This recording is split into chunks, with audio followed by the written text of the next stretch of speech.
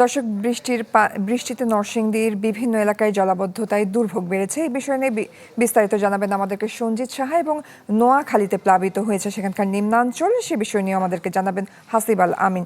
যুক্ত হচ্ছে, শুরুতেই আছেন দর্শক নরসিংদীতে রয়েছেন আমাদের সহকর্মী সঞ্জিত সাহা। সঞ্জিত, জলাবদ্ধতা দেখা যাচ্ছে, পরিস্থিতি জানাবেন কেমন?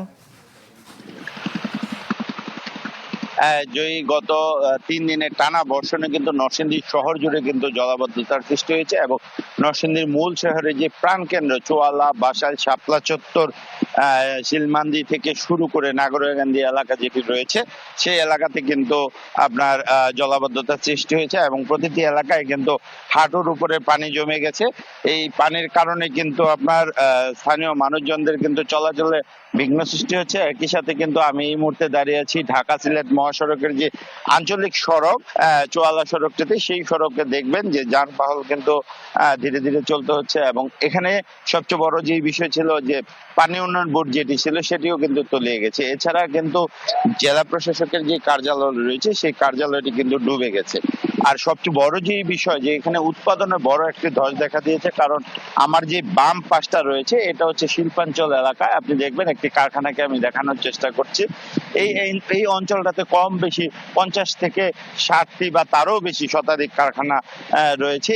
এই টানা বর্ষণের যে জলাবদ্ধতা সৃষ্টি হয়েছে সেই জলাবদ্ধতার কারণে কিন্তু মিল ফ্যাক্টরি যেগুলো রয়েছে সেগুলোর ভিতরে কিন্তু পানি জমে গেছে, যার কারণে কিন্তু সেখানে কাপড়ের যে উৎপাদন সেই উৎপাদনটা অনেক বড় ব্যাহত হচ্ছে। আপনি জানেন নরসিংদী কাপড়ের জন্য বিখ্যাত এবং এখানকার কাপড় দেশের বিভিন্ন অঞ্চলে বিক্রি হয়। এই উৎপাদন যদি কমে যায় তাহলে কিন্তু কাপড়ের বাজারে একটি বড় সংকট সৃষ্টি হবে এবং মূলত এই যে সমস্যা, এই সমস্যা কিন্তু সমাধানের জন্য পৌর কর্তৃপক্ষ আসলে ড্রেনেজ ব্যবস্থা দুর্বলতার কথাই বলছে এবং যেই ড্রেনেজ ব্যবস্থা দুর্বলতা রয়েছে এখানে পর্যাপ্ত পরিমাণ ড্রেন আছে কিন্তু সেই ড্রেনগুলি পরিষ্কার নয়, অর্থাৎ প্রত্যেকটা ড্রেনের ভেতরে কিন্তু মাটির স্তূপ আকারে ড্রেনগুলো বন্ধ হয়ে গেছে, যার কারণে কিন্তু এই জলাবদ্ধতার সৃষ্টি হচ্ছে।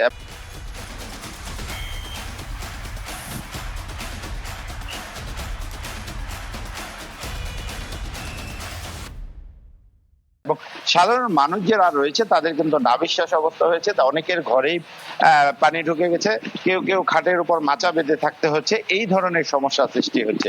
তো সব মিলিয়ে যদি বলতে চাই যে জলাবদ্ধতা আসলে নাকাল নরসিংদীবাসী। এই ছিল সর্বশেষ অবস্থা। জয়ী। সঞ্জিত সাহা, ধন্যবাদ আপনাকে। দর্শক, হাসিব আল আমিন যুক্ত হয়েছে নোয়াখালী থেকে। হাসিব, হাতিয়ার নিম্নাঞ্চলগুলো প্লাবিত হয়েছে, জানাবেন বিস্তারিত, সেখানকার পরিস্থিতি কেমন দেখছেন?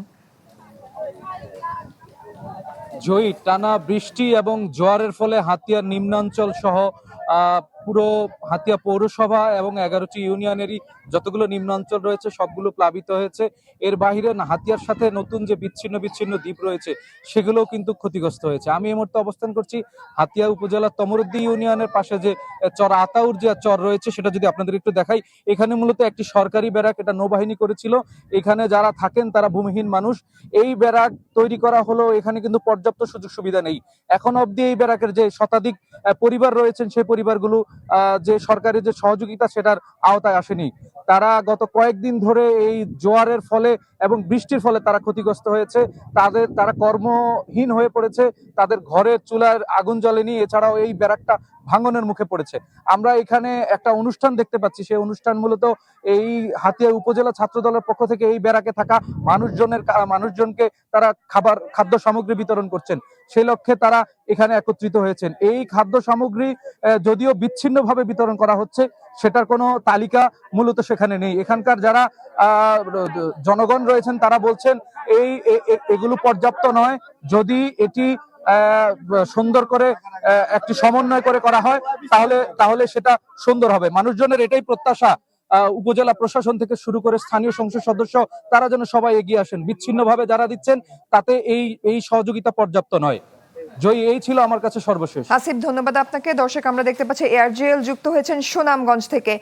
জুয়েল, নদ নদীর পানি বাড়ছে সেখানে, জানাবেন সেখানকার মানুষের জীবনযাপনের খবরাখবর।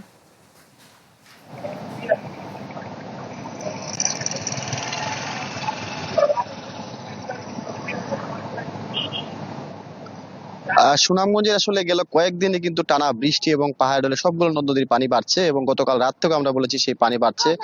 যেহেতু পানি উন্নয়ন কর্মকর্তা বলেছেন যে আগামী 24 ঘন্টা সুনামগঞ্জে বৃষ্টিটা পূর্বাভাসের সম্ভাবনা রয়েছে। সেই ক্ষেত্রে বন্যার যে শঙ্কা জায়গাটা কিন্তু এখনো আছে, তবে দুপুরের পর থেকে কিছুটা রৌদ্রোজ্জ্বল আবহাওয়া দেখা দিয়েছে, সেই ক্ষেত্রে কিছুটা স্বস্তি।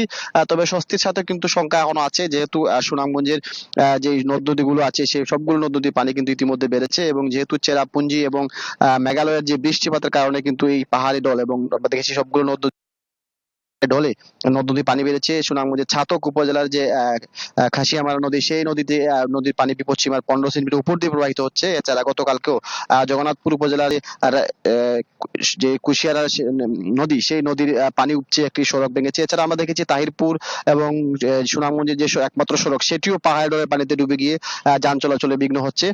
বলা যায় গেল কয়েকদিন ধরে যে বৃষ্টি এবং পাহাড়ি ঢলে নদ নদীর পানি বাড়ার কারণে এই পরিস্থিতি তৈরি হচ্ছে এবং যেহেতু বৃষ্টি থামলে সেই পানিটা কিছুটা কমে।